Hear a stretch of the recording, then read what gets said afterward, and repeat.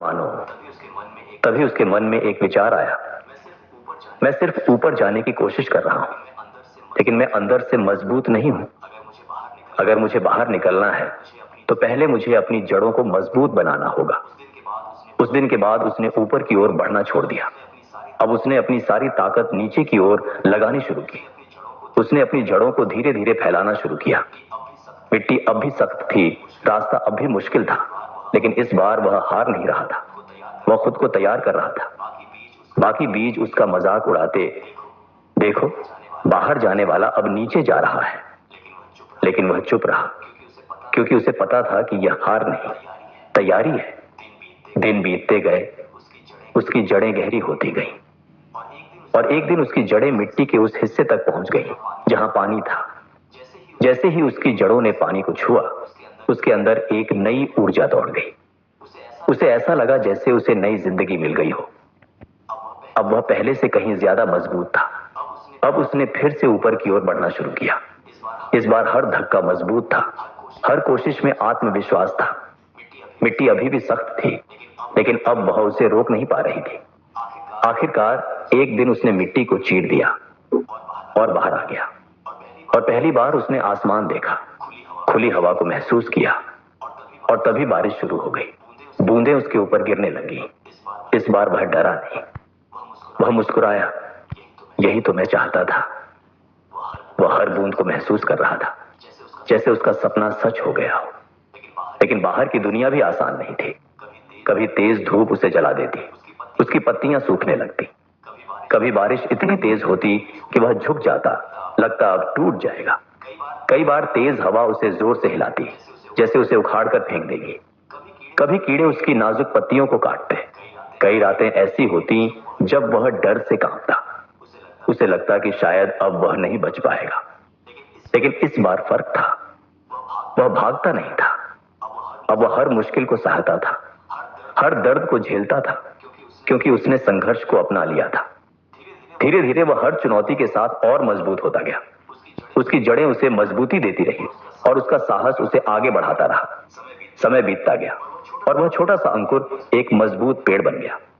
अब वही बारिश, जिससे सब डरते थे, उसके लिए खुशी का कारण थी। वह हर बूंद को महसूस करता, हर तूफान का सामना करता, और हर दिन और ऊंचा होता गया। वही दूसरी जगह वो बीज जो बाहर आने से मना कर रहे थे, वो ज्यादा बारिश की वजह से अंदर ही सड़कर मर गए। जिंदगी में भी हम सब उसी बीज की तरह हैं। हम सबके अंदर सपने होते हैं, लेकिन डर भी होता है। ज्यादातर लोग आराम चुन लेते हैं, क्योंकि वह आसान लगता है। लेकिन सच ये है कि आराम हमें वहीं रोक देता है, जबकि संघर्ष हमें आगे बढ़ाता है। जब तुम बार बार कोशिश करके हार जाते हो, तो ऐसा लगता है कि शायद तुम इसके लिए बने ही नहीं हो। लेकिन असल में वही समय होता है जब तुम्हें खुद को मजबूत बनाना होता है। पहले अपनी जड़ें मजबूत करो, अपनी सोच, अपनी मेहनत, अपना धैर्य। जब अंदर से मजबूत बन जाओगे, तो कोई भी मुश्किल तुम्हें रोक नहीं पाएगी। और याद रखो, बाहर की दुनिया कभी आसान नहीं होगी। वहां हमेशा धूप होगी, तूफान होंगे और मुश्किलें होंगी। लेकिन वही संघर्ष तुम्हें मजबूत बनाएगा, वही तुम्हें खास बनाएगा। अगर आपको ये कहानी अच्छी लगी हो, तो हमारे चैनल को सब्सक्राइब जरूर करें, और कमेंट में बताएं आप क्या चुनेंगे, आराम या संघर्ष। नमस्कार, मैं अमित भोबिया। दोस्तों, आज मैं आप लोगों को बताऊंगा केरला गवर्नमेंट के द्वारा चलाई जाने वाली। चलिए दोस्तों नमस्कार। आज मैं आपका दोस्त, आपका होस्ट तेजलाल गबेल, आपका सुबह से सेशन में आपको गुड मॉर्निंग, नमस्ते, जय जोहार, जय श्री राम। दोस्तों आज सुनने वाले हैं हमारे ऐसे पर्सन को जो आज डबरा शक्ति से बिलोंग करते हैं, ठीक है। और उनमें मैं देखूं तो उनमें क्या बोलते हैं, पहले शुरुआत से मेरे ही जैसे थे पहले, वो है ना। उनसे जब मिला तो उनको भी कुछ बोलने नहीं आता था, उनको भी मतलब कोई एजुकेशन नहीं था। लेकिन ऐसे पर्सन से आप मिलेंगे जो यहाँ से रॉयल टीम के सिस्टम से सीख के पूरा आज देखेंगे तो पूरा एक एक चीज का पूरा हर ब्लॉकचेन से लेकर आपका क्रिप्टो का एक अच्छा चीज को उन्होंने आज पूरा सीख के यहाँ पास आज खुद सीख के आज दूसरों लोगों लोगों को सिखा रहे हैं और खुद अपने लाइफ को डेवलपमेंट करके खुद आगे की ओर बढ़ते जा रहे हैं। दोस्तों ऐसे शख्स से आप मिलने वाले हैं। आज कौन से बेसिक है, यहाँ बेसिक कुछ लिखाया नहीं है एजुकेशन में, क्या चीज क्या देने वाले हैं, ट्रेनिंग देने वाले हैं, तो मैं भी कंफ्यूज हूँ बोल दीजिए। तो मैं भी उनको सुनने के लिए तैयार हूँ। तो दोस्तों अभी उनको वेलकम के लिए जोरदार ताली और हार्ट का वेलकम करें, ताकि सर हमारे सामने में आके एक बार आए, उसके बाद जब ज्यादा से ज्यादा वेलकम करें। ठीक है, चलिए टीकाराम जी आइए, आपका वेलकम है पैनल में, आपको सुनने के लिए सब तैयार हैं। आइए सर, वेलकम। धन्यवाद धन्यवाद सर, बहुत बहुत धन्यवाद। मेरी आवाज क्लियर आ रही है सर? जी सर, जी सर। दोस्तों आप सबको मेरा नमस्कार। मैं हूं टीकाराम मैत्री, आपका दोस्त, आपका साथी। तो आप सबको इस सुबह के मॉर्निंग जिम सेशन में आप सब लोगों का वार्म अप वेलकम करता हूं। दोस्तों हम सब लोग एक नई दिशा में एक नई टेक्नोलॉजी के साथ हम लोग सीखने के लिए तैयार हैं, है ना। हम लोग जो अभी वेब3 का जो टेक्नोलॉजी है, क्रिप्टो करेंसी जिसमें डाटा सेव होते हैं उसमें, तो उस सिस्टम को, उस टेक्नोलॉजी को हम सीखने के लिए डेली 8 से 9 बजे जूम मीटिंग में आते हैं। यह दर्शाता है कि आप अपने फ्यूचर को लेकर के कितने सेंसिटिव हैं। तो दोस्तों एक बार मैं चाहता हूं कि हमारे great upline Tejlal Gabel sir और आप अपने लिए, खुद के लिए एक जोरदार warm up, clip up, thumbs up और हार्ट का सिंबल साइन करें। वाह दोस्तों, आप लोग एनर्जियस बंदे हैं, आप लोग सीखने के लिए लगातार तैयार रहते हैं। और रॉयल टीम एजुकेशन सिस्टम एक ऐसे ही सिस्टम है दोस्तों जो बोलते हैं ना, अर्थ से लेकर फर्श तक पहुंचा देता है इसका एजुकेशन सिस्टम। तो दोस्तों knowledge of symbol, doctor Ambedkar साहब का कहना है कि शिक्षा शेरनी का वो दूध है, शिक्षा शेरनी का वो दूध है जो पिएगा वो दहाड़ेगा। तो दोस्तों हम लोगों को अपने एजुकेशन को बढ़ाना है, अपने आप में एजुकेशन सिस्टम को डेवलप करना है। लगातार हम लोग जिस क्षेत्र में आगे बढ़ रहे हैं और जो नया दौर आ रहा है वेब3 का, है ना, तो उसको लगातार सीखते रहें। आप अपने समय का सही उपयोग करें और सही लोगों से मिलें और सही संगत में रहें। तो यही दर्शाता है दोस्तों, मैं देख पा रहा हूँ अभी जूम पैनल में 300 से ज्यादा लोग हैं, जो यह दर्शाता है कि आप अपने फ्यूचर के लिए बहुत सेंसिटिव हैं और सीखना चाहते हैं। तो चलिए दोस्तों मैं अपना स्क्रीन शेयर करता हूं और आज हम शुरू से जानेंगे क्रिप्टो करेंसी का इतिहास कैसा था और कैसे कैसे धीरे धीरे डेवलप होते गए और आगे बढ़ते गए। तो चलिए दोस्तों मैं अपना स्क्रीन शेयर करता हूं।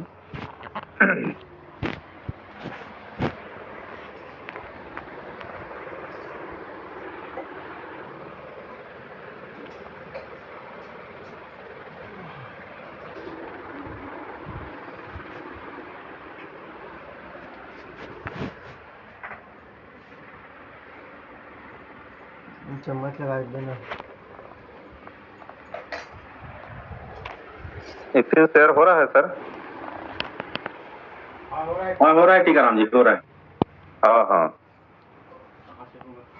तो हम लोग देखते हैं कि क्रिप्टो करेंसी का इतिहास, है ना दोस्तों। आजकल मतलब टेक्नोलॉजी जैसे ही जैसे विकसित हो रहा है, अपने नॉलेज को हम अपग्रेड कर सकते हैं। ये चैट जीपीटी से मैंने निकाला कि क्रिप्टो करेंसी का इतिहास और बिटकॉइन से शुरू हुआ, है ना। बिटकॉइन से पहले भी कई लोगों ने ऐसी डिजिटल करेंसी बनाने की कोशिश की थी जिसके बिना किसी बैंक के इस्तेमाल किया जा सके, यानी थर्ड पार्टी जो बिचौलिए बीच में रहते हैं वो उसके बिना इस्तेमाल के हम लोग कैसे लेन देन कर सकें, उसका सिस्टम निकाला गया।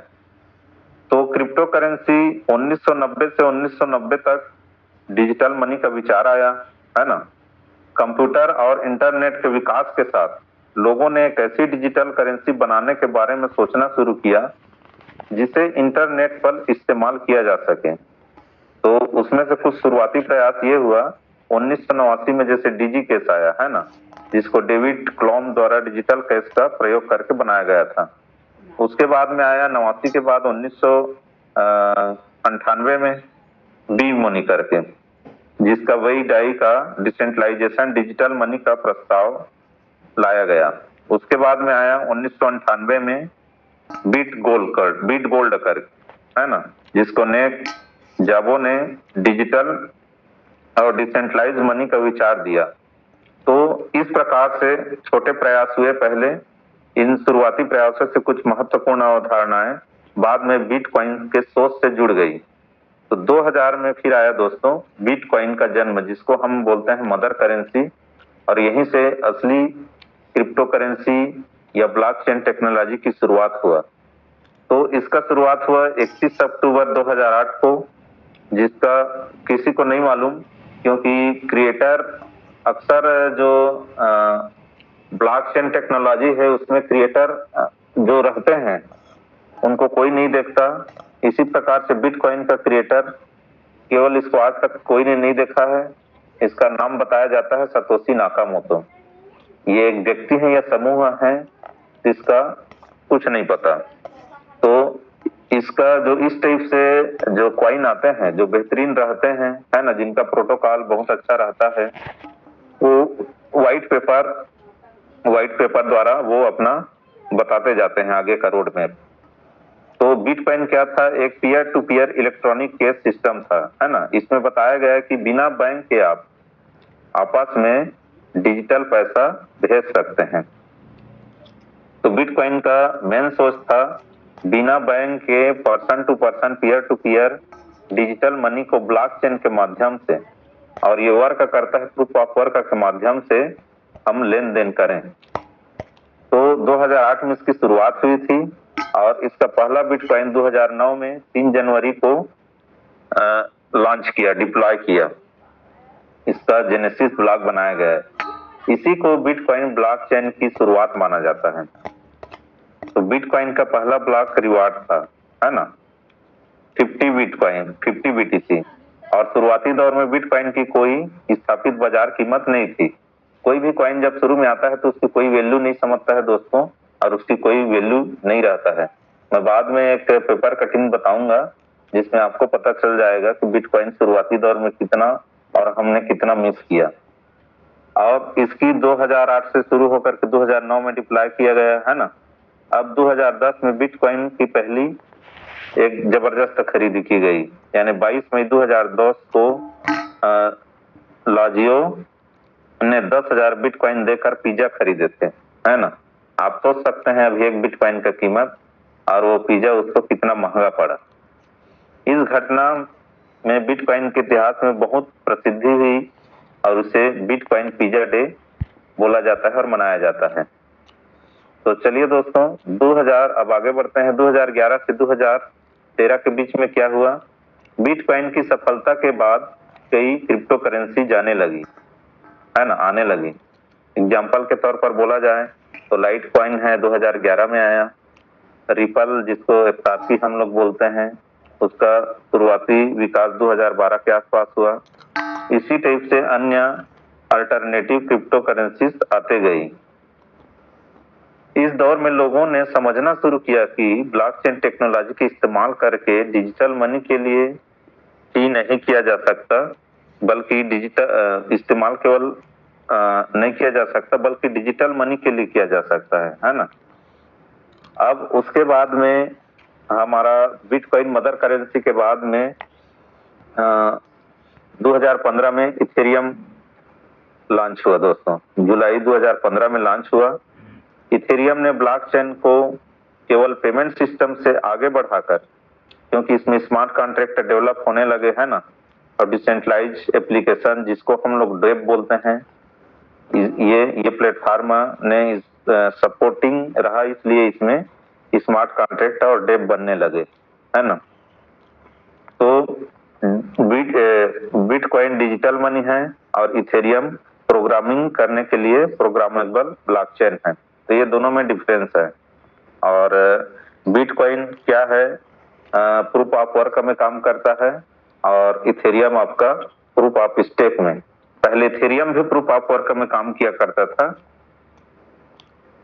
अब 2017 में देखा जाए तो 2017 क्रिप्टो के लिए एक बूम का थोड़ा दौर रहा है ना। 2017 में क्रिप्टो करेंसी मार्केट में तेजी से आई है ना। आईसीओ लॉन्च हुए, इनिशियल कॉइन ऑफरिंग के माध्यम से नए ब्लॉकचेन प्रोजेक्ट में फंडिंग जुटाई गई। इसी समय बिटकॉइन की लोकप्रियता बहुत बढ़ी है ना, क्योंकि लोग अवेयर होने लगे, जागरूक होने लगे है ना। तो बिटकॉइन की लोकप्रियता बढ़ी और इथेरियम इकोसिस्टम भी तेजी से बढ़ा और मार्केट में नए टोकन्स, क्योंकि लोग इसमें एजुकेशन लेना चालू किए और नए टोकन्स भी बड़ी संख्या में आए। लेकिन कई कॉन्सेप्ट होते हैं, प्रोटोकॉल होते हैं और आपने बहुत सारे ऐसे कॉन्सेप्ट और प्रोटोकॉल प्रोजेक्ट को देखे होंगे जो असफल हुए हैं और स्कैम सामने आई है ना। क्योंकि जब बोलते हैं ना, जब पानी गिरता है कुकुर मुत्ते भी बहुत तेज हो जाते हैं, तो इसी टाइप से ये दौर भी चला। तो इसीलिए अवेयर होने की ज्यादा जरूरत है कि हम स्कैम से कैसे बचें और रॉयल टीम का उद्देश्य ही है कि लोगों को स्कैम से बचाना। और रॉयल टीम के एजुकेशन सिस्टम के माध्यम से जो भी कंटेंट्स बोला या कहा जाता है या वीडियो जो भी बताया जाता है वो सब एजुकेशन पर्पस के लिए है दोस्तों। तो चलिए आगे बढ़ते हैं। 2018 क्रिप्टो करेंसी, जिसको क्रिप्टो विंटर के नाम से जाना जाता है। 2017 में बड़े बूम के बाद 2018 में है ना क्रिप्टो करेंसी प्राइस में भारी गिरावट आई है ना। एक तो 2017 में लोगों को जानकारी हुआ लिए है ना, तो 2018 में उनको प्राइस में गिरावट आई। इसके बाद इस दौर में कमजोर और कई प्रोजेक्ट्स खत्म हुए, जबकि मजबूत ब्लॉकचेन प्रोजेक्ट का डेवलपमेंट जारी रहा। तो देखिए दोस्तों, यहीं पर लोगों का मतलब लॉस हुआ है ना। और कई प्रोजेक्ट जो अच्छे थे लेकिन समझ नहीं थी कि मतलब कौन से अच्छे प्रोजेक्ट थे, कौन से ये है। हम लोग सबको एक जैसा समझ करके उसमें फंडिंग या अपना इन्वेस्टमेंट कुछ कॉइन में लगा देते थे और ये घाटा का दौर रहा। तो इसी को क्रिप्टो विंटर बोलते हैं। अब 2020 से 21 की बात करें तो यहाँ कई और टेक्नोलॉजी विकसित हुए हैं और डेफी का और एनएफटी जैसे नॉन फंजिबल टोकन का टाइम आया, उसका रिवॉल्यूशन आया है ना। 2000 के बाद डिसेंट्रलाइज फाइनेंस तेजी से बढ़ा। लोग ब्लॉकचेन पर lending, borrowing, decentralization exchange, liquidity providing और स्टेकिंग करने लगे। तो क्रिप्टो करेंसी में ये सब इनकम करने के सोर्सेस हैं। कोई ट्रेडिंग के माध्यम से कर लेता है, स्टेकिंग के माध्यम से है ना। तो फाइनेंशियल, इसके बाद नॉन फंजिबल टोकन भी बहुत लोकप्रिय हुए है ना। तो ये होया 2020 से 21 का दौर। अब 2021 से अभी तक जो चल रहा है ना, क्रिप्टो का बड़ा दौर है ना, मैन सिस्टम दौर इसको कहा जाता है। तो 2021 में बिटकॉइन और अन्य क्रिप्टो करेंसी की कीमतों और लोकप्रियता में बहुत बड़ी वृद्धि हुई। ग्रोथ करने का कारण लोग मतलब अवेयर होने लगे और लोग जानने समझने लगे कि इसमें हाई रिटर्न्स मिल सकते हैं और कई लोगों ने हाई रिटर्न्स बनाए है ना। इसी दौरान बड़े टेक्नोलॉजीज कंपनीज आए, एनएफटी प्रोजेक्ट्स आए, डेफी प्रोटोकॉल बने है ना, मेटावर्स प्रोजेक्ट में काम हुआ। क्रिप्टो करेंसी इकोसिस्टम ने में तेजी से दिखाई देने लगे। तो ये हुआ 2021 का दौर। अब बढ़ते हैं 2022 में, फिर बड़ा संकट है ना। 2022 में क्रिप्टो करेंसी मार्केट में बड़ा गिरावट का दौर आया। कई बड़े बड़े क्रिप्टो प्रोजेक्ट्स और कंपनीज में समस्याएं आई है ना। इसमें लूना इकोसिस्टम का कोलैप्स होना और बाद में FTX का पतन होना क्रिप्टो इंडस्ट्री के लिए एक बहुत महत्वपूर्ण घटनाएं थी। इससे ये सीख मिली दोस्तों, सिर्फ टोकन की प्राइस देखकर इन्वेस्टमेंट नहीं करना है ना। टोकन की प्राइस देखकर इन्वेस्टमेंट नहीं करना चाहिए। Technology, tokenomics, liquidity, team, security और रिस्क को समझना जरूरी है ना। तो टेक्नोलॉजी की बात करें, है ना, तो टेक्नोलॉजी कई लोग वेब 2 के कॉन्सेप्ट में, है ना, हम लोगों का जैसे वेब 1 का दौर रहा, वेब 2 आया और वेब 3 जो इस प्रकार से ब्लॉकचेन टेक्नोलॉजी है और जहां पर टोकन्स, कॉइन्स क्रिप्टोग्राफी द्वारा सुरक्षित होकर रन जो करते हैं वो टेक्नोलॉजी वेब 3 का है। अब टोकोनॉमिक्स की बात करें तो टोकोनॉमिक्स में दो टाइप से टोकोनॉमिक्स पाया जाता है। एक फिक्स टोकोनॉमिक्स होता है जैसे कि आपको बिटकॉइन में देखने को मिलता है, उसका 21 मिलियन सप्लाई, यानी वो उसका सप्लाई टोटल पूरा 2 करोड़ 10 लाख की सप्लाई रहेगा, है ना। यही वजह है कि लोग उनमें इन्वेस्ट किए, भारी अप डाउन भी रहा, उसके बावजूद भी एक लंबे समय तक उसका इन्वेस्टमेंट होल्डिंग करने का उनको जबरदस्त फायदा हुआ और वो जो 1 रुपये की कीमत थी वो पहुंच करके 1 करोड़ में तब्दील हो गया। तो यही हाई वोलेटाइल मार्केट है ना। इसमें लॉस होने की संभावनाएं भी रहती हैं और आपके पास यदि पेशेंस है तो आप 1 रुपया को भी 1 CR में, 1 करोड़ में चेंज आप कर सकते हैं। तो ये देखने को मिला अपने को बिटकॉइन में और इसीलिए उसको मदर करेंसी माना जाता है, शुरुआती है ना। और टोकोनॉमिक्स में जैसे फिक्स सप्लाई वाला हो गया आपका बिटकॉइन, है ना, बहुत सारे हैं और एक में रहता है वो उसकी सप्लाई फिक्स नहीं रहती है ना, फिक्स भी नहीं रहती ना अनलिमिटेड भी नहीं रहती। उसको हम ऐसा नहीं बोल सकते कि और लगातार बनता रहेगा अनलिमिटेड। अनलिमिटेड सप्लाई रहेगा तो रेट उसका वो नीचे आ जाएगा बहुत लास्ट में, है ना। जब भी मतलब इस टाइप से जैसे इथेरियम है वो फिक्स सप्लाई नहीं है ना अनलिमिटेड सप्लाई नहीं है। अनलिमिटेड सप्लाई इसलिए नहीं है क्योंकि उसमें बर्निंग प्रोसेस रहता है ना। बर्निंग मैकेनिज्म ऐसे डाले रहते हैं कि वो लोग बहुत आगे तक उसको खरीद सकते हैं और उसमें इनकम जनरेट कर सकते हैं, है ना।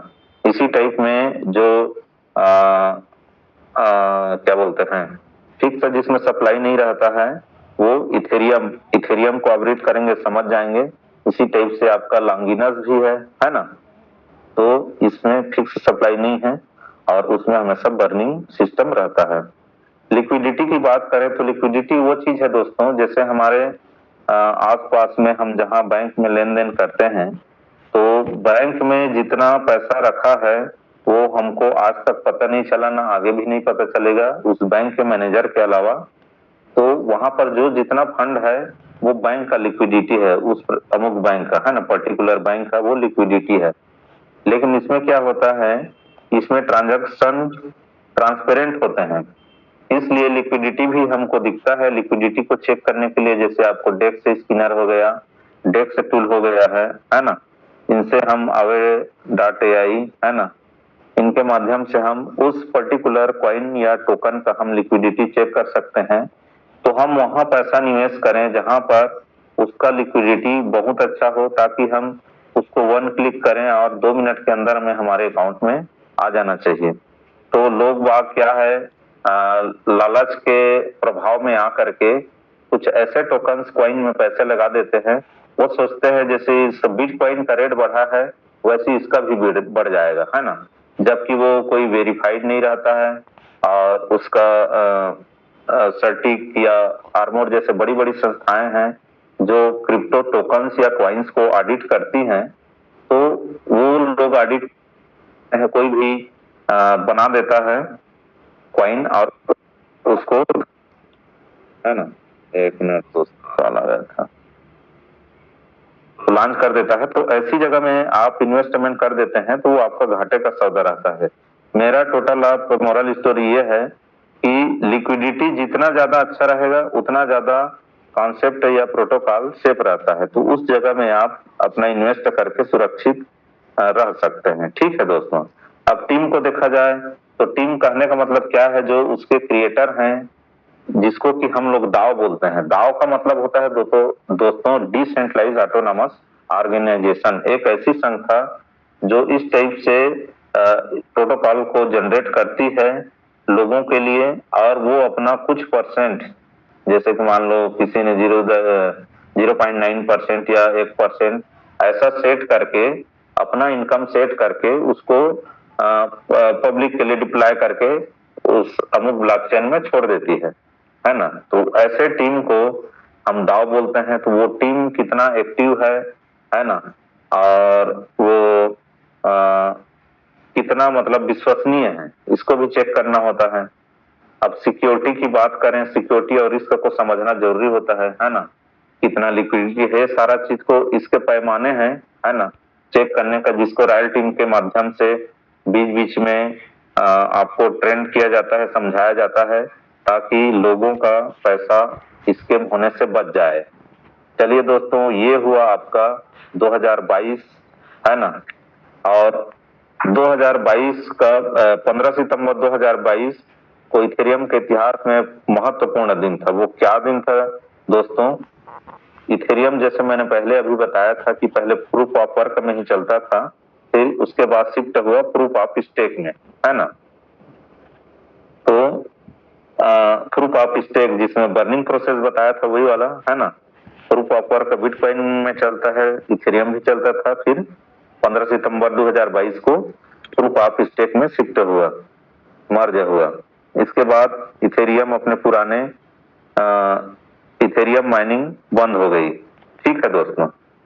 तो शुरुआती दौर में किसी भी अपने जो बड़े कॉन्सेप्ट लाते हैं, जो लोगों के बर्निंग क्या बोलते हैं समस्याएं होती हैं, उसको सॉल्यूशन करने के लिए जो बड़े कॉन्सेप्ट, बड़े प्रोटोकॉल आते हैं, जैसे लाइक बिटकॉइन, इथेरियम, तो वो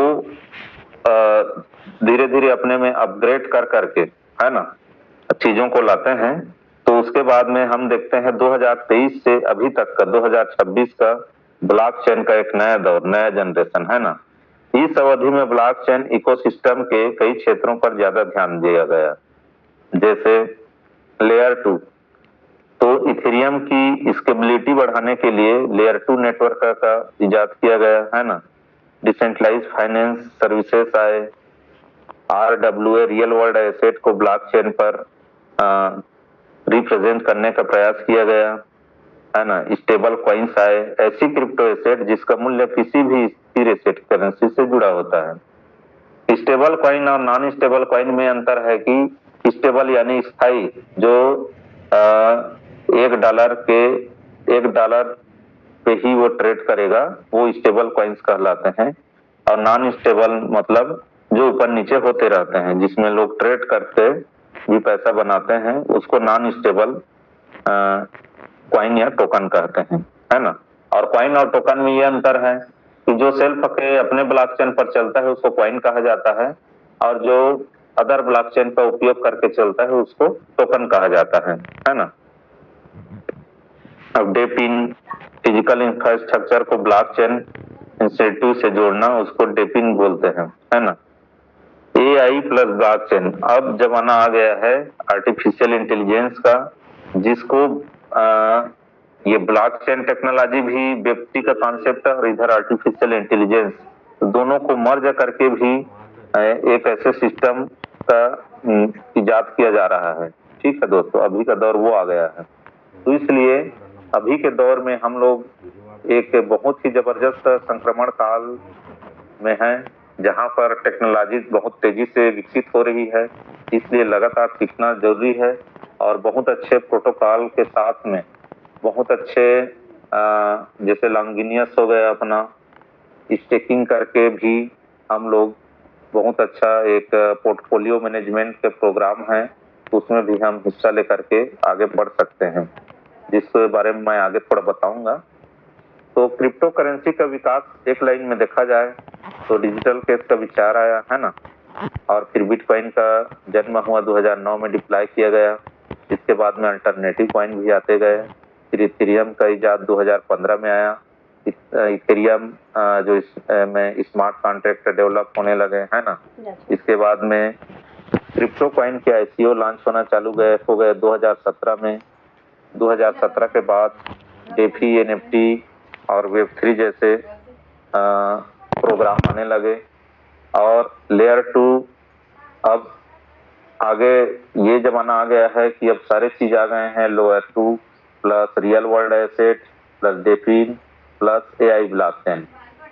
तो अब इसमें मेन बात क्या है, क्रिप्टो करेंसी की असली क्रांति केवल डिजिटल कॉइन बनाना नहीं है ना, इसका बड़ा बदलाव है ब्लॉकचेन, यानी बिना केंद्रीय संस्था के रिकॉर्ड को वो सेव करता है ना। स्मार्ट कॉन्ट्रैक्ट के माध्यम से वो जो पर्टिकुलर प्रोटोकॉल है वो रन होते हैं, है ना। जैसे हम लोग सोचते हैं, हम लोग सुने होंगे कि ये कभी बंद नहीं होगा बिटकॉइन इथेरियम, तो चलते कैसे हैं, उसको चलाने के लिए प्रोग्रामिंग किया जाता है डाओ कम्युनिटी द्वारा और उसमें स्मार्ट कॉन्ट्रैक्ट डिप्लॉय किए जाते हैं, है ना। ये फुली डिसेंट्रलाइज्ड होते हैं एप्लीकेशन के द्वारा, हम लोग फिर इसको रन कर सकते हैं। और इसी कारण से बिटकॉइन को डिसेंट्रलाइज्ड डिजिटल मनी तथा इथेरियम को प्रोग्रामेबल ब्लॉकचेन प्लेटफॉर्म के रूप में हम लोग समझते हैं। तो ये होगा दोस्तों हम लोगों का पूरा टोटल हिस्ट्री कि हम लोग कहाँ से शुरुआत हुआ और अभी के दौर में हम लोग आए हैं 2026 तक। और 2026 में हमको और ज्यादा सीखने समझने की जरूरत है, क्योंकि यही वो दौर है जहां पर लोगों का, क्योंकि जागरूक हो रहे हैं लोग क्रिप्टो करेंसी के बारे में, और यहीं पर स्कैम की संभावनाएं बहुत ज्यादा बढ़ जाती हैं। तो चलिए दोस्तों, मैं अपने फिर एक पीडीएफ में आता हूं। तो दोस्तों मेरी बातें यहाँ तक समझ में आई होंगी, तो मुझे भी मोटिवेशनल मिले और मैं देख पाऊँ कि आप लोग मेरे साथ कनेक्टेड हैं, तो थोड़ा थंब का इंप्रेशन दे देंगे। थैंक यू दोस्तों, आप लोगों को सुनने के लिए धन्यवाद। अब हम लोग आगे बढ़ते हैं।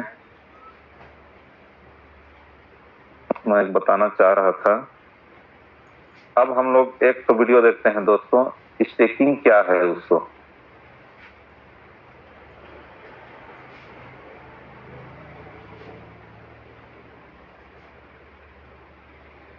क्या आपने सुना है कि लोग बिना ट्रेडिंग किए भी क्रिप्टो से कमाई कर रहे हैं, और वो भी सिर्फ उसे होल्ड करके। इसका नाम है स्टेकिंग। तो आइए जानते हैं स्टेकिंग क्या होती है, कैसे काम करती है और आप इससे कैसे कमा सकते हैं। स्टेकिंग यानी अपनी क्रिप्टो करेंसी को कुछ समय के लिए लॉक करना, ताकि आप ब्लॉकचेन नेटवर्क को सुरक्षित रखने में मदद कर सकें। इसके बदले में आपको हर दिन या हर महीने इनाम यानी रिवॉर्ड मिलते हैं, बिल्कुल वैसे ही जैसे आप बैंक में फिक्स डिपॉजिट करते हैं और ब्याज पाते हैं। स्टेकिंग कैसे काम करती है? स्टेकिंग सिर्फ उन क्रिप्टो कॉइन्स पर होती है जो प्रूफ ऑफ स्टेक सिस्टम पर चलते हैं, जैसे इथेरियम, कार्डानो, सोलाना, अन्य। जब आप ऐसे कॉइन्स को स्टेक करते हैं तो वो नेटवर्क में नए ब्लॉक्स बनाने और ट्रांजैक्शंस वेरीफाई करने में इस्तेमाल होते हैं। आप खुद एक वैलिडेटर बन सकते हैं या किसी स्टेकिंग पूल से जुड़ सकते हैं। स्टेकिंग से कितना फायदा होता है? स्टेकिंग करने पर आप सालाना 5 से लेकर 20% तक का रिटर्न पा सकते हैं। यानी अगर आपने 10,000 रुपए के कॉइन स्टेक किए तो साल के अंत में आपके पास 11,000 रुपए तक हो सकते हैं, वो भी बिना कोई ट्रेडिंग किए। लेकिन ध्यान दीजिए, हर फायदेमंद चीज के साथ कुछ खतरे भी होते हैं। स्टेकिंग में आपकी क्रिप्टो एक तय समय तक लॉक हो जाती है। गलत वैलिडेटर चुनने पर आपको नुकसान भी हो सकता है, और अगर कॉइन की मार्केट वैल्यू गिर गई तो रिवॉर्ड के बावजूद नुकसान हो सकता है। अगर आप किसी अच्छे क्रिप्टो कॉइन्स पर प्रोजेक्ट में लॉन्ग टर्म के लिए निवेश कर रहे हैं, तो स्टेकिंग एक स्मार्ट तरीका है उस होल्डिंग से इनकम कमाने का। लेकिन याद रहे, हमेशा रिसर्च करें और सिर्फ भरोसेमंद प्लेटफॉर्म का ही इस्तेमाल करें। अब आपको स्टेकिंग के बारे में क्लियर समझ आ गया होगा। ऐसे ही आसान भाषा में तो ये है दोस्तों स्टेकिंग, है ना। स्टेकिंग के माध्यम से ये क्रिप्टो के द्वारा इनकम करने का एक सोर्स है स्टेकिंग। अब जैसे मैं होल्डिंग की बात बता रहा हूं, जैसे होल्ड करते, इन्वेस्ट करके रख देते बिटकॉइन को 7 साल पहले, है ना, तो 1 लाख रुपये इसमें लगाए होते तो हो गए थे आपके 625 करोड़। ठीक है दोस्तों,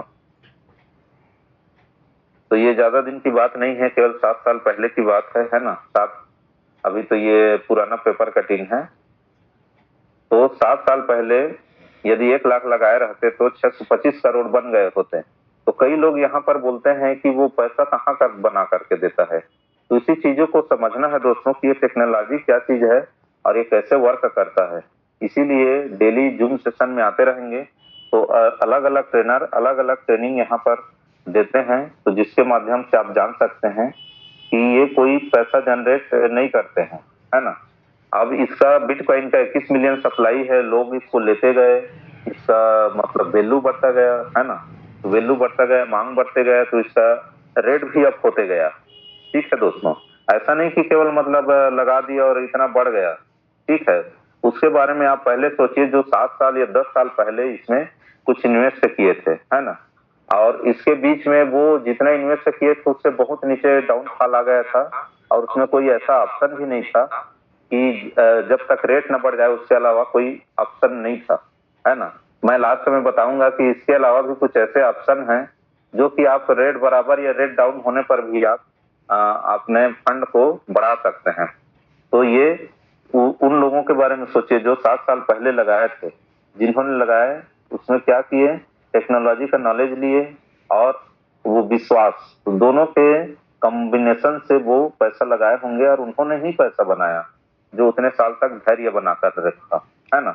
तो चलो कोई बात नहीं, हमारे पास 1 लाख रुपये नहीं रहे होंगे, है ना, तो हम ज्यादा नहीं 10,000 भी निवेश कर सकते थे, है ना। तो वो भी यदि 10,000 भी निवेश किए रहते तो हमारे अभी तक 62.5 करोड़, ठीक है, इतना पैसा बन गया रहा होता। अब चलिए किसी के कहने पर या अपना खुद के नॉलेज पर, है ना, 10,000 भी नहीं लगाते। 7-8 साल पहले हम 1,000 रुपये भी बिटकॉइन में लगाए रहते तो हमारे आज के डेट में, है ना, 6.25 करोड़ वो रुपये बन गए थे। तो हमने क्या किया दोस्तों, है ना, 1 करोड़ रुपया को देखने के लिए पूरा लाइफ टाइम गुजर जाता है और मैंने तो नहीं देखा हूं अभी तक 1 करोड़ एक साथ, है ना, और मेरे ही जैसे शायद लोग होंगे और जो नहीं देखे होंगे।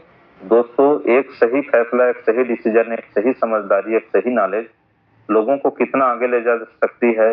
हालांकि क्रिप्टो करेंसी बहुत वोलेटाइल मार्केट है, ऊपर डाउन बहुत तेजी से होता है, लेकिन इसके बावजूद लोग पैसा बनाए हैं, ये उसका प्रूफ है। तो ये मैं बताना चाहता हूँ, ये हुआ आपके इन्वेस्टमेंट और होल्डिंग और धैर्य की वजह से लोगों ने इतना पैसा बनाया। ये है पेपर कटिंग, है ना। लेकिन हम बात कर रहे हैं हमारे इंडिया के अंदर में क्रिप्टो करेंसी का, तो हमको गवर्नमेंट और रूल्स रेगुलेशन के आधार पे हमको चलना होगा। ठीक है दोस्तों, तो चलिए देखते हैं कुछ पेपर कटिंग है हमारे इंडिया के अंदर में इसका क्या रूल्स और रेगुलेशन है। तो यहाँ पर इंडियन गवर्नमेंट का कहना है ज्वेलरी जमीन की तरह अब क्रिप्टो भी आई संपत्ति के दायरे में, है ना। हम अपने बच्चों का फ्यूचर सेव करने के लिए हम लोग, उनके लिए हमारे पिताजी लोग या दादाजी लोग जमीन खरीद के रखते थे, है ना, ताकि हम लोगों का फ्यूचर सुरक्षित रहे। तो ज्वेलरी, घर के महिलाओं के लिए अपना ज्वेलरी खरीद के रखते थे, अभी भी रखते हैं, ऐसी कोई दिक्कत नहीं है।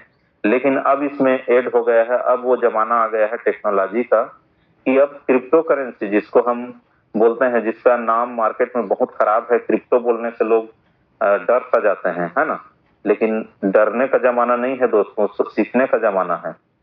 और बिना सीखने पर सोचेंगे क्रिप्टो करेंसी में पैसा लगा दें, निवेश कर दे, तो आपका पैसा डूबने के 99% ज्यादा चांस है। ठीक है, तो क्रिप्टो भी आई संपत्ति के दायरे में, है ना, हाई कोर्ट का आदेश। अब यहाँ पर आप देख सकते हैं फाइनेंस मिनिस्टर, इनका कहना है कि क्रिप्टो करेंसी और डिजिटल एसेट्स माने जाएंगे संपत्ति, लगेगा टैक्स। ठीक है दोस्तों, तो इसमें बराबर टैक्स पड़ता है और टैक्स पटा करके आप नंबर 1 पे इनकम क्रिप्टो करेंसी से कर सकते हैं। अब हम दोस्तों, मैं आगे बढ़ने से पहले एक और वीडियो बताऊंगा, फिर आप एक कॉइन का नाम बताऊंगा, उसमें भी आप अपना निवेश कर सकते हैं। ये कंपाउंडिंग के बारे में ने क्या बवाल ऐप लॉन्च कर दिया मार्केट में, D2C ब्रांड्स का गेम चेंज हो जाएगा। 5 मिनट में दिखाता हूं इसने क्या किया है।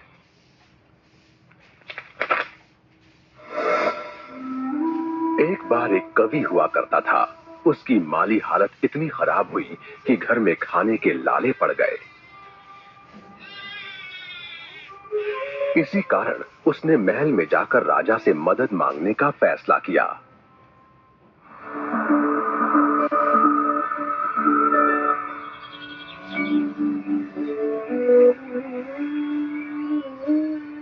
राजा के बुलाए जाने पर उसने अपनी कविताएं पढ़नी शुरू कर दी।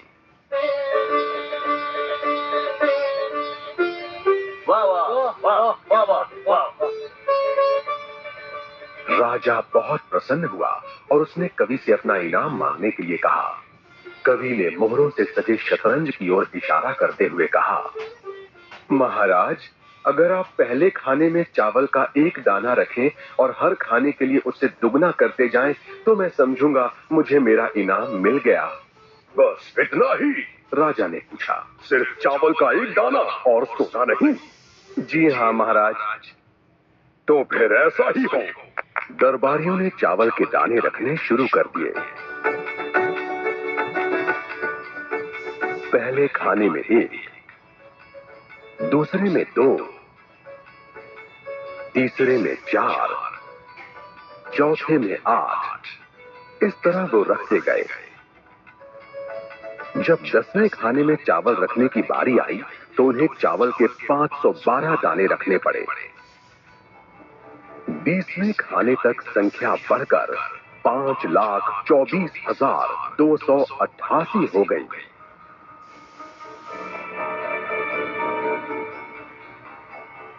आधे हिस्से तक आते आते 32वें खाने में चावल के दानों की गिनती 214,74,83,648 हो गई। जल्द ही गिनती अरबों खरबों में बढ़ गई। आखिरकार अभागे राजा को अपना पूरा राजपाट उस चतुर कवि के हाथों सौंपना पड़ा और इसकी शुरुआत चावल के सिर्फ एक दाने से हुई थी। कहानी की सीख, चक्रवृद्धि की ताकत को कम नहीं आंकना चाहिए। अगर आप हर महीने नियम पूर्ण। तो दोस्तों, मैं ये बताना चाहा कि जो कंपाउंडिंग पावर होता है, हमने कभी मान लो 5वीं 6वीं के क्लास में कंपाउंडिंग चक्रवृद्धि ब्याज के बारे में पढ़े हैं और वो इतना बड़ा पावरफुल है करके हम लोगों को नहीं मालूम था। और अजूबा वो चीज होता है जिसको देखने के बावजूद भी विश्वास नहीं होता, हालांकि वो रहता है वैसे। तो इसीलिए इसको कंपाउंडिंग पावर को 8वां अजूबा कहा गया है ना। तो मार्केट में कुछ ऐसे भी चीजें हैं, टोकन्स हैं, है ना, जिसके माध्यम से आप कंपाउंडिंग पावर करके, बहुत से SIP हैं जिसको कंपाउंडिंग पावर से भी होता है।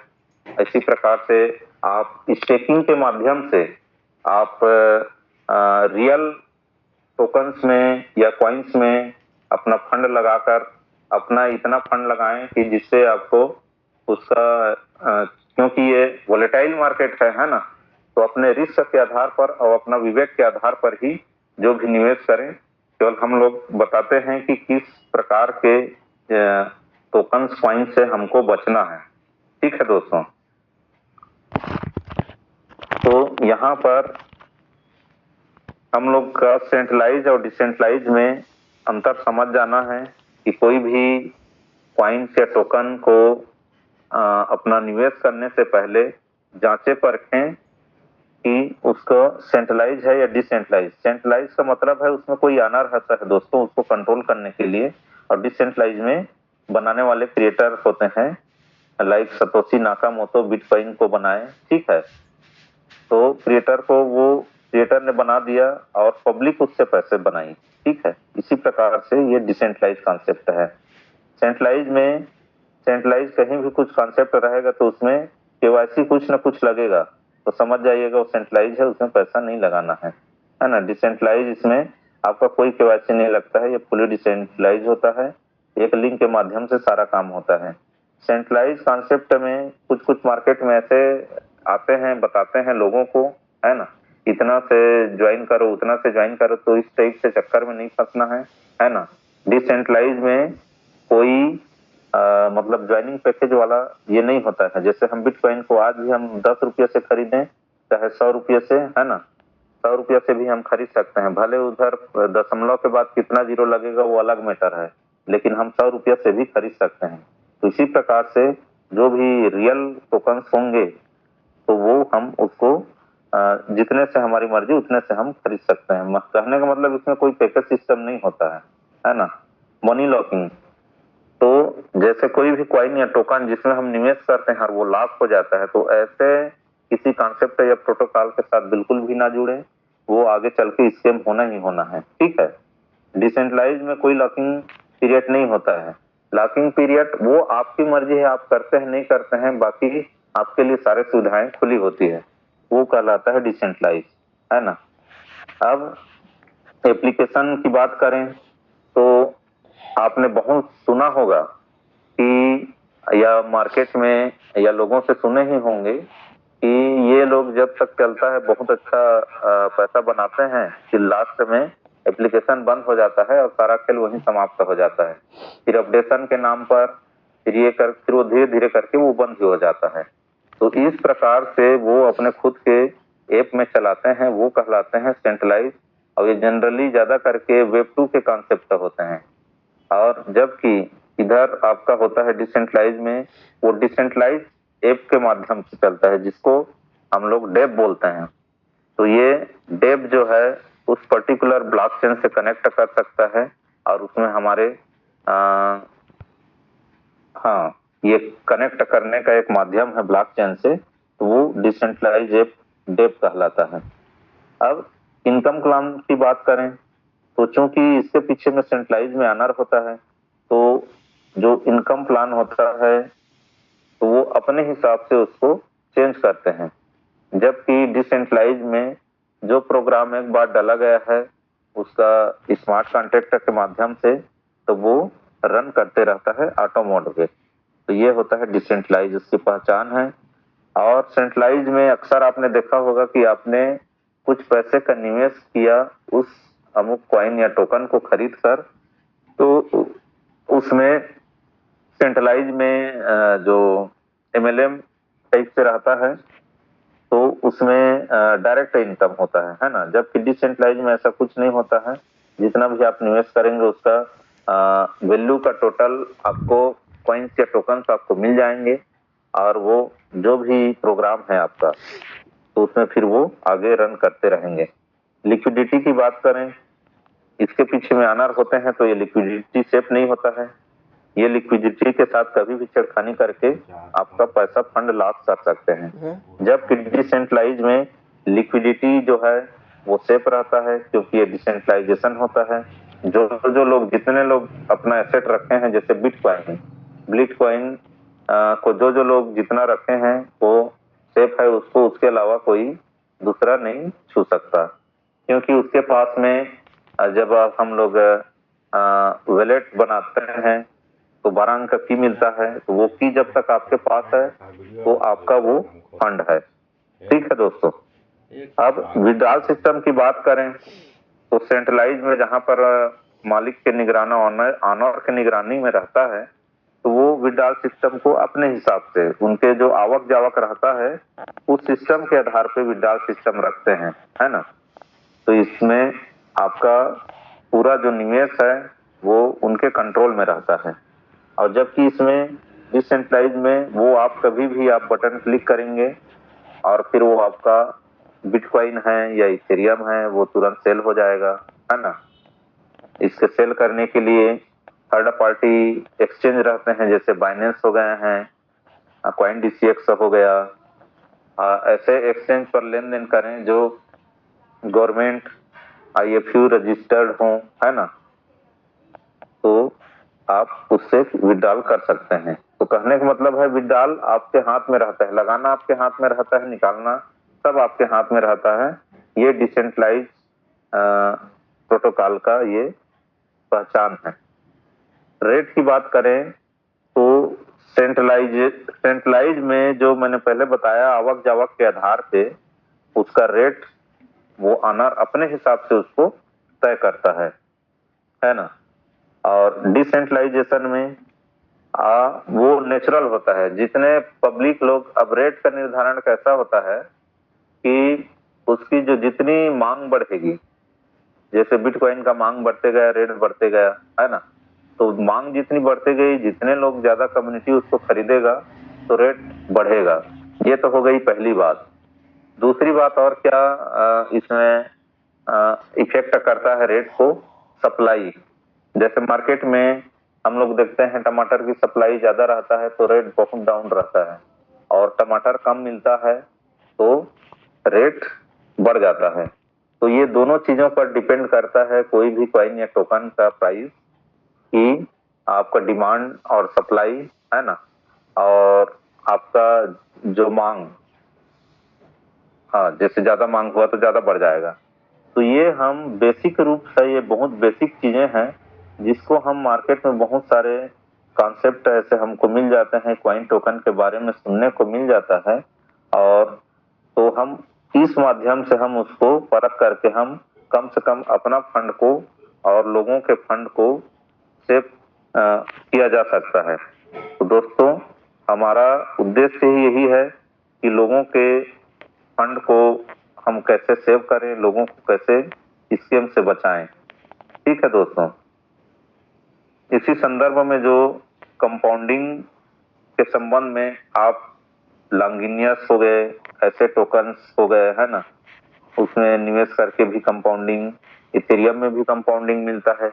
तो आपकी मर्जी है, आपका विवेक है, आप सोच करके अपने विवेक आधार पे कहाँ आपके फंड को निवेश करना है।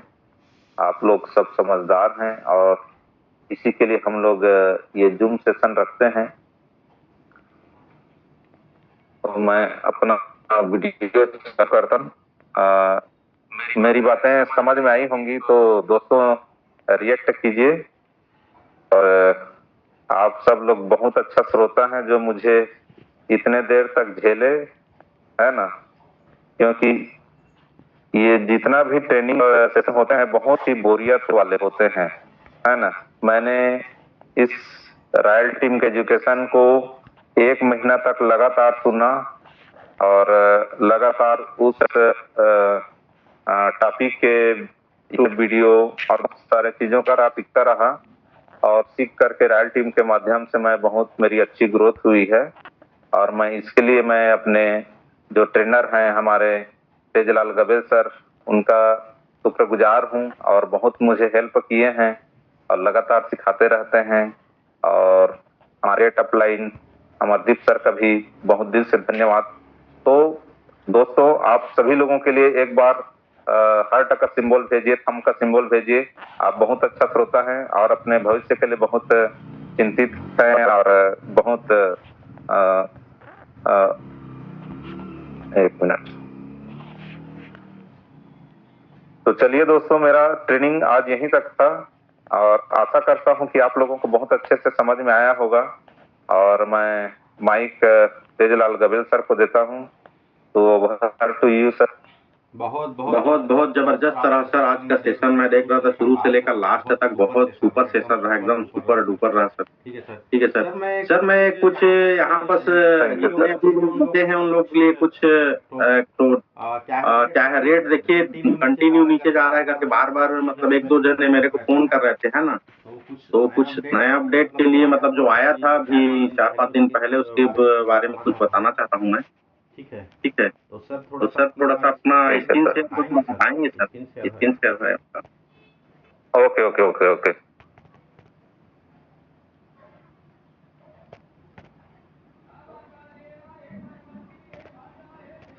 चलिए मैं थोड़ा स्क्रीन शेयर करके, एक तो आया था कुछ, उसमें कुछ हद तक है तो मैं आपको दिखा रहा हूँ। ठीक है। तो रेट नीचे जाने का कारण वो नहीं है, ठीक है। इसको थोड़ा ध्यान से देखिए कि एक बार और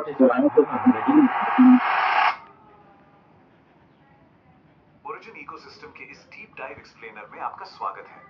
आज हम उन धमाकेदार और रीसेंट अनाउंसमेंट्स को डिकोड करने वाले हैं जो सीधे तौर पर इस नेटवर्क के आने वाले फिजिकल लेवल कोरोनेशन की तरफ इशारा कर रहे हैं। ये कोई छोटी मोटी खबर नहीं है। इस एक अनाउंसमेंट ने सभी ऑन चेन ऑब्जर्वर्स को हाई अलर्ट पर डाल दिया है। तो चलिए बिना किसी मेरी देरी के देखते हैं कि इस ब्लूप्रिंट के पीछे का असली सच आखिर है क्या। आपने हाल ही में जो मार्केट टर्बुलेंस देखा, क्या वो बस एक आम क्रैश था? बिल्कुल नहीं। ओरिजिन ऑफिशियल न्यूज सेंटर ने इसे एक बहुत ही हैवी टर्म दिया है, एंटी एंट्रोपी फिल्ट्रेशन मैकेनिज्म। आसान भाषा में समझें तो ये पूरा सिस्टम एक डिजिटल छलनी या स्ट्रेनर की तरह काम कर रहा है। इसका एक ही स्पेसिफिक मकसद था, सिस्टम से वीक और अनस्टेबल कैपिटल को ढूंढकर बाहर निकालना। और ऐसा क्यों? ताकि इकोसिस्टम अपने सबसे पावरफुल इटर्नल स्टेज में एंटर करने से पहले पूरी तरह से प्यूरिफाई हो सके। तो सबसे पहले बात करते हैं इनके मार्केट फिल्ट्रेशन मैकेनिज्म की।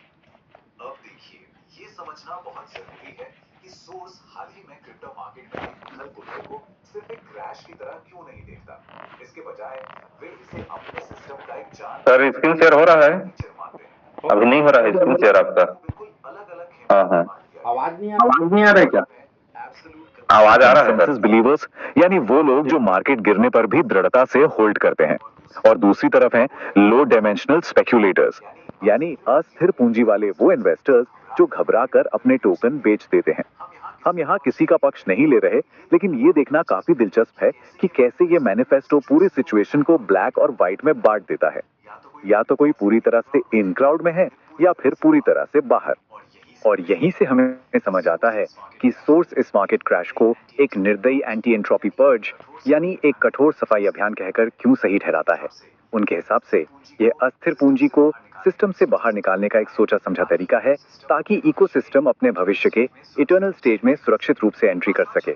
आसान शब्दों में कहें तो जो लोग बाजार का दबाव नहीं झेल सके, उनका बाहर होना आगे की वेल्थ जनरेशन के लिए बहुत जरूरी कदम था। कहना पड़ेगा, ये अपने आप में एक बहुत ही साहसिक दावा है।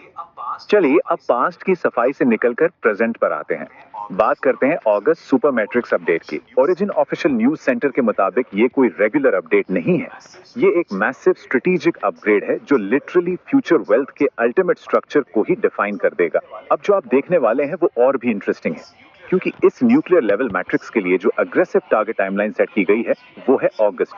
इस एक महीने में एक फुल स्केल लॉन्च होने का दावा किया जा रहा है, जो पूरे इकोसिस्टम को एक बिल्कुल नए डायमेंशन में एंटर करवा देगा। ओरिजिन ऑफिशियल न्यूज सेंटर ने इस बहुप्रतीक्षित रोल आउट को सुपर मैट्रिक्स का नाम दिया है, और यकीन मानिए इसे बस एक और सॉफ्टवेयर अपग्रेड नहीं बताया गया है, इसे एक न्यूक्लियर लेवल कोर इंफ्रास्ट्रक्चर के रूप में डिफाइन किया गया है। उनका दावा है कि ये प्रोडक्ट्स का ऐसा समूह है जो इकोसिस्टम की वर्तमान गुरुत्वाकर्षण गति या सामान्य मोमेंटम को पूरी तरह से पलट कर रख देगा। मतलब ये सिर्फ सॉफ्टवेयर के कोड में बदलाव नहीं है, बल्कि इसे एक फिजिकल लेवल के शिफ्ट के रूप में पेश किया जा रहा है। अब आगे बढ़ते हैं और देखते हैं कि इस फर्स्ट प्रिंसिपल्स आर्किटेक्चर के पीछे असली टेक्नोलॉजी क्या है। एआई, मल्टी चेन और स्टेबल कॉइन। इन भारी भरकम शब्दों को अगर हम डिकोड करें तो हमें तीन बहुत ही ठोस पिलर्स मिलते हैं। पहला है मल्टी चेन इंटरऑपरेबिलिटी हब, जिसका सीधा सा मतलब है अलग अलग ब्लॉकचेन नेटवर्क्स को आपस में आसानी से कनेक्ट करना। दूसरा है एडवांस्ड एआई कंप्यूटिंग पावर का इंटीग्रेशन, जो सिस्टम को और भी स्मार्ट बनाएगा। और तीसरा सबसे अहम पिलर है प्राइवेसी पर फोकस करने वाला स्टेबल कॉइन ए का रोल आउट। सोर्स इन तीनों के कॉम्बिनेशन को डायमेंशनल डोमिनेशन कहता है। ऐसा लग रहा है जैसे वे मार्केट में पूरी तरह से अपना दबदबा बनाने की तैयारी कर रहे हैं। अब जरा इस नंबर पर ध्यान दीजिए, $100 बिलियन। जी हाँ, $100 अरब। सोर्स का ये एक बहुत ही बड़ा और साहसिक दावा है कि उनके इस नए प्राइवेसी फोकस स्टेबल कॉइन ए के लिए मार्केट में $100 बिलियन की डिमांड हो सकती है। अगर इसे पर्सपेक्टिव में रखें तो ये कोई छोटा मोटा अमाउंट नहीं है। ये दिखाता है कि वे इस अपडेट के इम्पैक्ट को लेकर कितने कॉन्फिडेंट हैं। उनका मानना है कि ये स्टेबल कॉइन पूरे इकोसिस्टम में लिक्विडिटी की एक ऐसी बाढ़ लेकर आएगा जो उनके हर इंफ्रास्ट्रक्चर को फ्यूल करेगी। चलिए अब जरा समझते हैं कि स्मार्ट कॉन्ट्रैक्ट्स और टोकन स्कार्सिटी के जरिए वेल्थ आखिर कैसे जनरेट होगी। आइए देखते हैं कि ये इंजन असल में काम कैसे करता है। सोर्स एक 3 स्टेप प्रोसेस का दावा करता है। स्टेप 1 में इरिवर्सिबल स्मार्ट कॉन्ट्रैक्ट्स एक्टिवेट किए जाते हैं, मतलब जिन्हें एक बार चालू करने के बाद वापस नहीं बदला जा सकता। स्टेप 2 में ये कॉन्ट्रैक्ट्स बहुत ही तेजी से एक्स्ट्रा लिक्विडिटी को मार्केट से बाहर खींच लेते हैं। और फिर आता है स्टेप 3, जहां पूरा इकोसिस्टम एक अभूतपूर्व फिजिकल लेवल स्कार्सिटी या भारी कमी में चला जाता है। बेसिकली ये एक ऑटोमेटेड तरीका है जिससे टोकन की सप्लाई को तेजी से कम कर दिया जाएगा। सोर्स के मुताबिक अगस्त का ये सुपर फ्लाईव्हील उपलब्ध टोकन सप्लाई का एक इंस्टेंट, कंप्लीट और वन वे कोलैप्स ट्रिगर करेगा। इस मैनिफेस्टो में एक बात बहुत क्लियरली मेंशन है कि स्मार्ट कॉन्ट्रैक्ट्स में इंसानों जैसी कोई सिंपैथी नहीं होती। उन्हें सिर्फ सिक्योर्ड एसेट्स और कैलकुलेशन से मतलब होता है। इसका सीधा सा नतीजा ये होगा कि सप्लाई पूरी तरह से और तुरंत सिकुड़ जाएगी, जिससे एक एक्सप्लोसिव कंपाउंडिंग मोमेंटम पैदा होगा और इस थियरी के हिसाब से बचे हुए टोकन्स की वैल्यू आसमान छूने लगेगी। एक बात ध्यान में रखिए, जब ये सुपर फ्लाईव्हील एक बार एक्टिवेट हो गया तो इसका मोमेंटम सिर्फ और सिर्फ एक दिशा में तेजी पकड़ेगा। ये cold, logic driven smart contracts किसी की मजबूरी या पास्ट लॉसेस को नहीं समझते। वो सिर्फ वॉल्ट्स में मौजूद सिक्योर एसेट्स की एग्जैक्ट क्वांटिटी को पहचानते हैं। यही वजह है कि ये मैकेनिज्म इतना ब्रूटल और इफेक्टिव है। जिन लोगों ने पैनिक में आकर अपना हिस्सा बॉटम पर बेच दिया, वो इस वेल्थ जनरेशन इंजन का हिस्सा नहीं बन पाएंगे। उनके पास बाहर से खड़े होकर इस ग्रोथ को देखने के अलावा सच में और कोई चारा नहीं बचेगा। अब आते हैं नैरेटिव के आखिरी और सबसे एक्शन ओरिएंटेड हिस्से पर, स्टेकिंग LGNS और अवेक NFTs। अब सबसे दिलचस्प बात यह है कि सोर्स अपनी कम्युनिटी से एग्जैक्टली क्या एक्शन चाहता है। उन्होंने कुछ बेहद सख्त मांगे रखी हैं। पहला, सभी बाहरी फंड यानी डर और अफवाहों को पूरी तरह से ब्लॉक कर दें। दूसरा, अपने पूरे ऑन चेन पोर्टफोलियो का रिव्यू करें। तीसरा, अपनी LGNS स्टेकिंग पोजीशन को बहुत एग्रेसिव तरीके से बढ़ाएं। और चौथा, अवेक NFTs को पूरे डिटर्मिनेशन के साथ होल्ड करके रखें। बेसिकली वे कह रहे हैं कि अगर वेल्थ की स्ट्रेन में सवार होना है तो यही एकमात्र रास्ता है। तो सबसे अहम मुद्दा यहाँ आकर टिकता है। इस कोड को देखिए, विश्वास ही अनंत काल का एकमात्र पासपोर्ट है। यहाँ कम्युनिटी से किसी भी तरह के सवाल जवाब की नहीं, बल्कि एब्सोल्यूट और अटूट विश्वास की उम्मीद की जा रही है। मेकर्स चाहते हैं कि यूजर्स बिना किसी शक के उनके विजन के प्रति लॉयल रहें, ताकि वे उस भारी भरकम वेल्थ तक पहुंच सकें जिसका वादा इस मैनिफेस्टो में इतनी भव्यता से किया गया है। सिस्टम ने अपने इरादे पूरी तरह से साफ कर दिए हैं, इसमें कोई दो राय नहीं है। अब मैं आपको एक आखिरी प्रोवोकेटिव सवाल के साथ छोड़ जाता हूँ। इस नई रियलिटी में मार्केट का कन्विक्शन आखिर किस दिशा में जाएगा, और क्या ये एब्सोल्यूट ट्रस्ट सच में उस इटर्निटी को अनलॉक कर पाएगा? तो आखिर में सवाल ये उठता है कि क्या ये नया इंफ्रास्ट्रक्चर सच में फ्यूचर की वेल्थ का स्ट्रक्चर डिफाइन करेगा, या फिर क्या ये सिर्फ क्रिप्टो मार्केटिंग की दुनिया में एक बेहद नाटकीय और मास्टर क्लास PR स्टंट है? इस ड्रामेटिक मैनिफेस्टो के पीछे की तकनीकी सच्चाई क्या है, ये हम सबको खुद एनालाइज करना होगा। इस एक्सप्लेनर में जुड़ने के लिए बहुत बहुत धन्यवाद।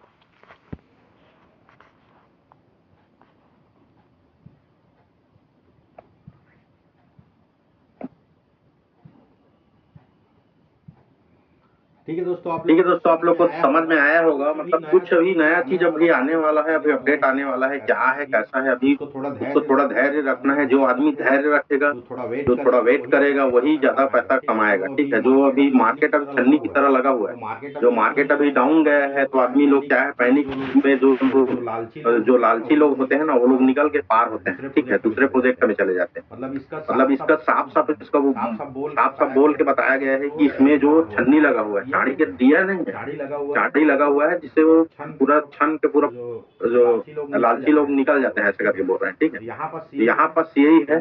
तो थोड़ा सा अगस्त महीना है, क्या अपडेट आने वाला है, थोड़ा हम लोग वेट कर रहे हैं अगस्त महीना का। ठीक है, हो सकता है लास्ट तक आ जाए, क्या है कैसा है। ठीक है, तो आपको धैर्य रखना है। बाकी आज का सेशन बहुत जबरदस्त रहा टीकाराम जी, एकदम सुपर सुपर सुपर। ठीक है, बहुत जबरदस्त रहा। जो हमारे रॉयल टीम में एक एक पर्सन आते हैं, उन अलग अलग तैयारी करके आते हैं। दोस्तों, आप लोग पूरा अपने नीचे का, मैं तो बोलता हूँ प्रतिदिन आप कम से कम 2 आदमी को साथ में लाइए, नया आदमी अपने से, जो भी है। आप हम लोग इतने 344 आदमी हैं, 344 आदमी अगर हम लोग चाहेंगे ना, अगर एक एक दिन में अगर एक एक पर्सन अगर 2-2 आदमी का इन्वाइट करेगा ना, तो पूरा फुल हो जाएगा। और यही आपका बिजनेस का ग्रोथ का कारण बनेगा। ठीक है, तो आदमी क्या है, जब तक आदमी सीखेगा नहीं तब तक आगे नहीं बढ़ेगा। इसीलिए सिखाना बहुत जरूरी है। ब्लॉकचेन क्या होता है, क्रिप्टो क्या होता है, सेंट्रलाइज डिसेंट्रलाइज क्या होता है। मेन हम लोग का उद्देश्य यही है। आदमी यही चीज को आदमी सीखते नहीं है और सीखने के लिए तैयार रहते नहीं है, और बोलते सर आप बोलेंगे तो मैं लगा दूंगा, आप बोलेंगे तो मैं कर दूंगा। भाई हमारे लिए थोड़ी ना आया है भाई, वो खुद पैसा कमाने के लिए आया है ना। पैसा कमाना है तो बहुत बढ़िया है, लेकिन वहाँ तो उसके लिए आपको एजुकेशन लेना पड़ेगा, आपको सीखना पड़ेगा। जब तक आप सीखेंगे नहीं तब तक आप जीतेंगे नहीं। धन्यवाद दोस्तों, मेरा बात यही तक है। मैं आपका दोस्त, आपका होस्ट, आप इस सेशन को यहीं समाप्त करते हैं, एंड करते हैं। धन्यवाद। थैंक यू दोस्तों। हो गई।